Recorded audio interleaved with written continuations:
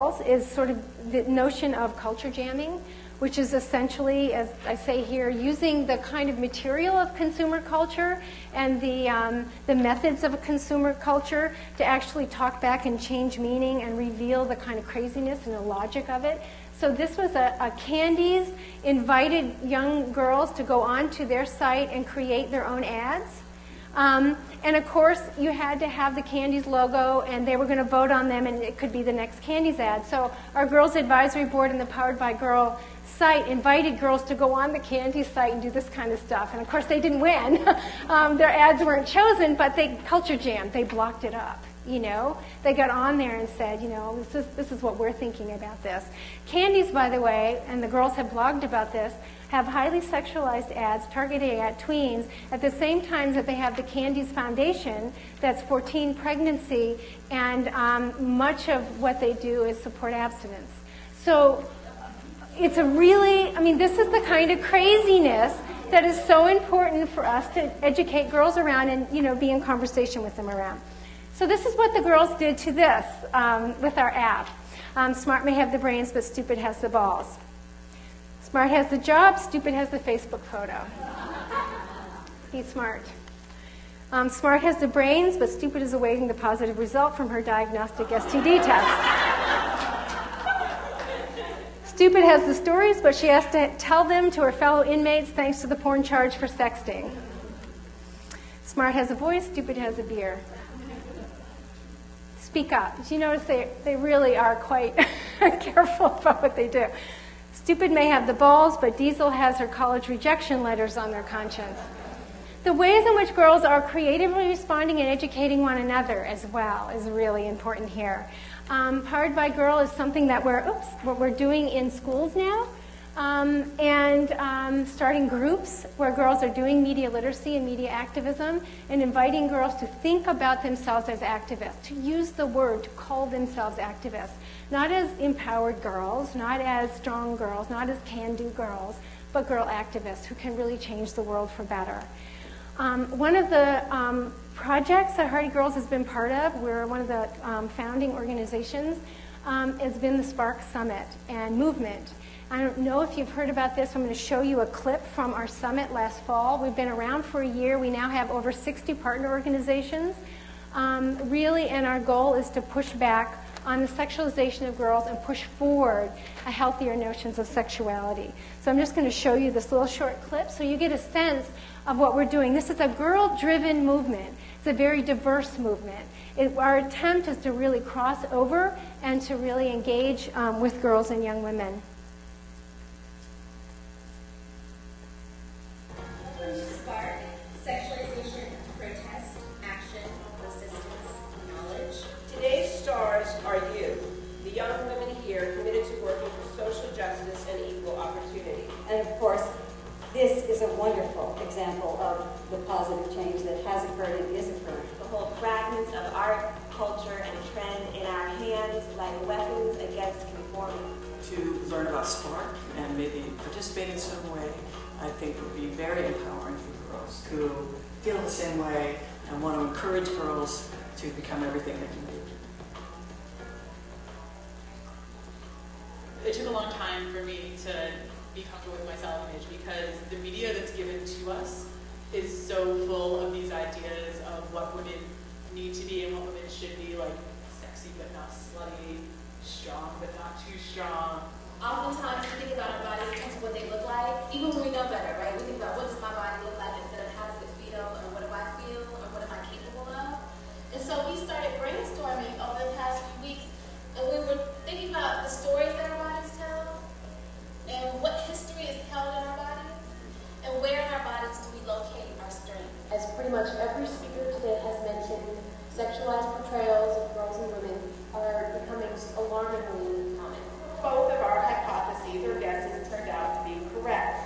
Those girls with highly sexualized identities had lower grades in every school subject we assessed. And media sexualization is linked to increased eating disorders, lower self-esteem, higher rates of depression. I started collecting ads and looking at the image of women in advertising and talking about the sexualization of girls. in the late 1960s. And people ask me often, they say you've been doing this for 40 years, have things gotten better? And in many ways they have gotten worse. The tyranny of the ideal image of beauty, the obsession with thinness, the violence, the images of violence, and certainly also the sexualization of girls and young women. My ideas were considered radical, the fact that these images might be harmful, the fact that objectification of women might set us up for violence. I see violence against women as intrinsically linked to other forms of sexism, and I see the eradication of violence against women as key in achieving any kind of equality for all. Digital travel law put us up for slave career. I think are getting so safely. Mr. President, he turned a blind eye. He has Steve Brown girls selling USA pride, partners the movement to speak out against sexualization of girls. And there's a lot of ways that we can do it. Hip-hop is going to create a platform where we can be heard, across the nation, across the world. So, I am a woman. I am petite. I am a strong girl. And society won't crush my dream. I represent Spark, and I will be strong. Yeah.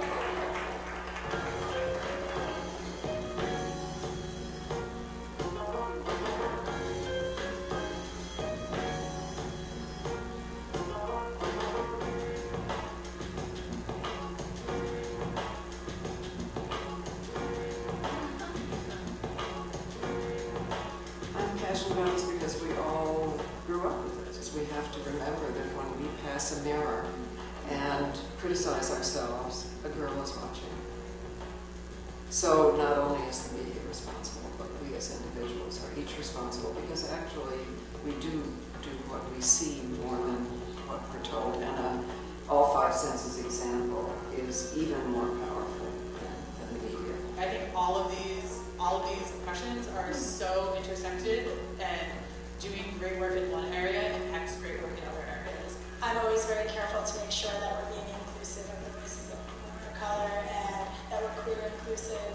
And I think making that effort helps, but also when it comes to the ethnic disparity because of lack of access. So what we really need to do is erotize equality. And I always say to audiences, men and boys especially, cooperation beats submission. Trust me. This is the Male Allies Action Station here at Spartan. We wanted a place for male allies only have food that promotes that there are men who are passionate about these issues, and that sexualization of girls in the media really affects everybody. Well, I'm not afraid to speak my mind, and I'm not afraid to stand up for what I believe in. I'm interested in getting more women, young women, interested in making media. They all sort of come together really to create a world free of oppression and marginalization. If we make media ourselves and we send it out to other people, then we're the ones who are disseminating this information, we're the ones who are making the decisions, and we're the ones who are putting our voices out there.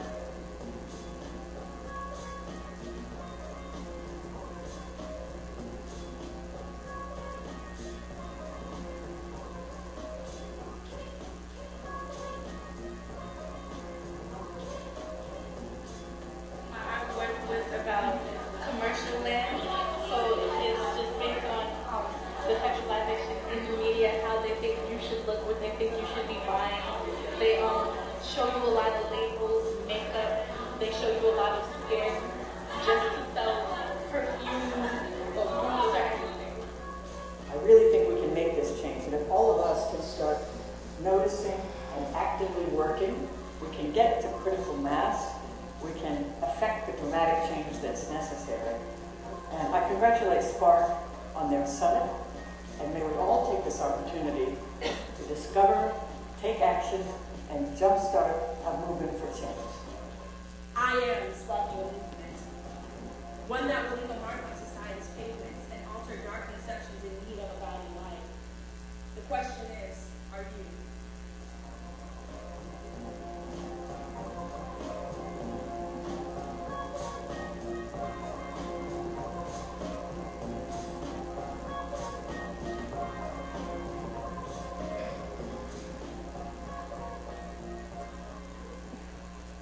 So I I show you this because I just think it's amazing work, but also, you know, that there are movements growing. This is not the only movement, but it is something that you should know about. And if you are working with girls, you might want to think about ways to connect them with this. I love this quote by Courtney Martin, that, you know, blogging is really the next, you know,